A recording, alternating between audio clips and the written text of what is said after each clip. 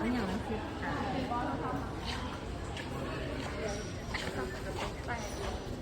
ตกใส่หินพอดีเลยมาลักแต่ลงมาแล้วเดี๋ยวขนมในรถ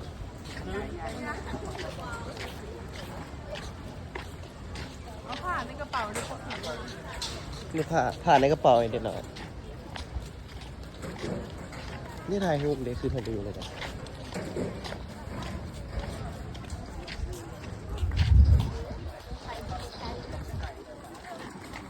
พาสมาชิกมาที่หอพิพิธภัณฑ์ลาว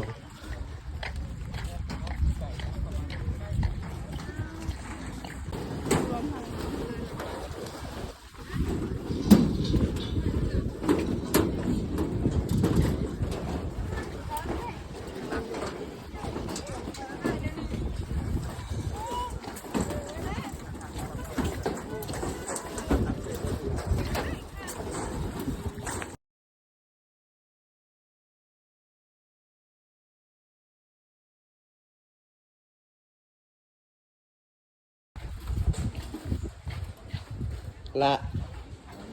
จ๊ะ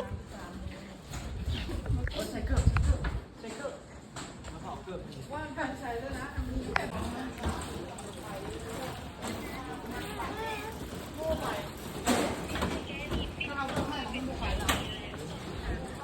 มากกว่าอย่างบอกความมาได้เขาบอกเอา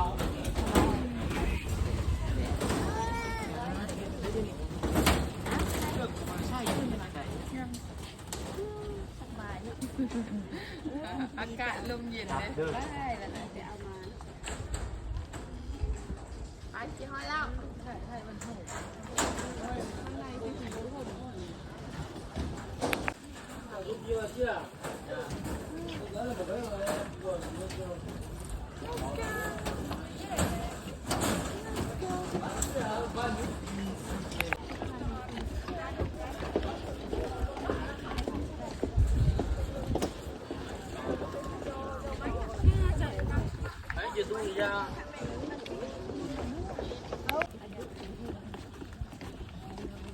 แม่เหมือนแล้วเขาเริ่มเสียงมือ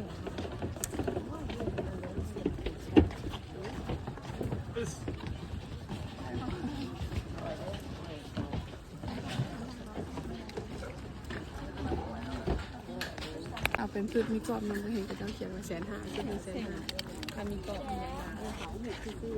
แล้วเขาบอกให้ฟ้าสแกนเอาที่บอกมันมีแค่ตัวที่เขาล้อคุณจะไปตัวแบบ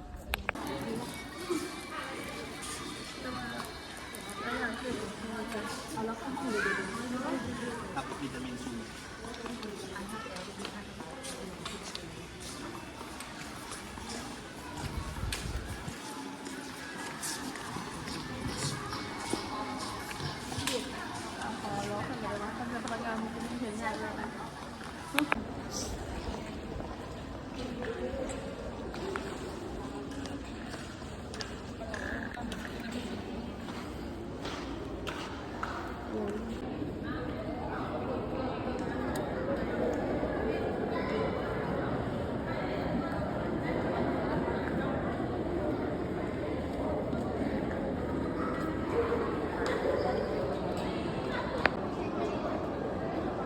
มีแต่เสาในเนี่ยเป็นเสาเกสรมัน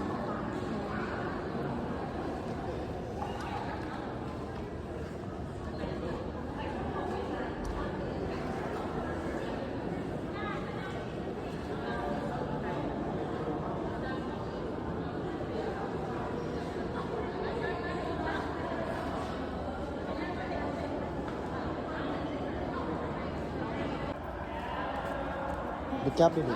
เพิ่นบ่ให้จับเลย เสียหายหลายล้านกระเสียอยู่นั้นถึงทางของเขาจับที่เราเป็นลูกอาหารจับ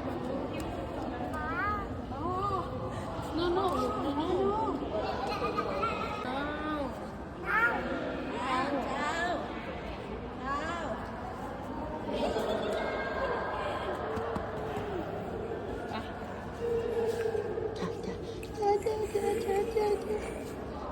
เจ๊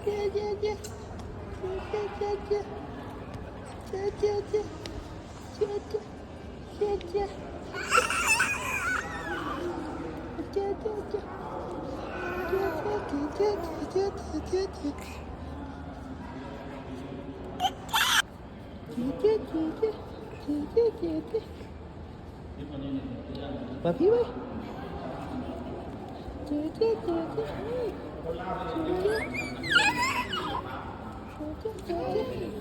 มันล่ะไปถ่ายน้ำมันแน่เฮ้ยอะไรจะขึ้นล้อล่ะเพื่อนจะขึ้นแท้โอ้ยมีคู่เข้าอยู่หันตอนนี้ยังบันยัง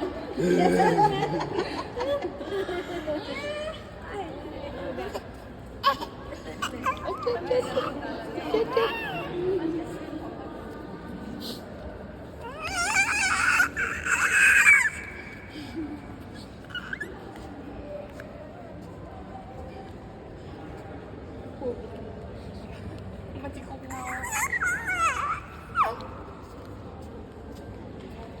ไม่เมื่อแล้ว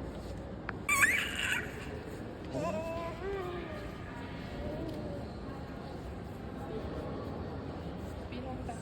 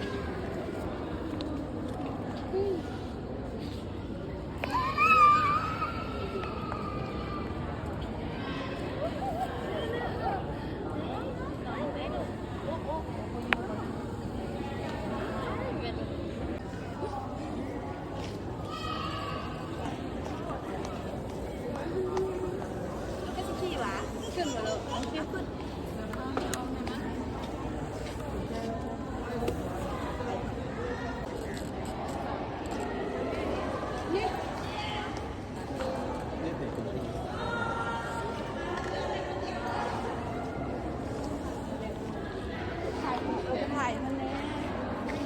ถ่ายมันเลยบ้า